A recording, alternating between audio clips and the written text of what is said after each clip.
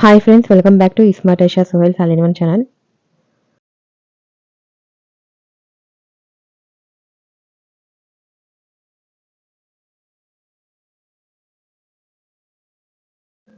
అందరూ ఎలా ఉన్నారండి? నేనైతే చాలా బాగున్నాను. మీరందరూ ఎలా ఉన్నారో నాతో కామెంట్ సెక్షన్‌లో కామెంట్ చేయండి.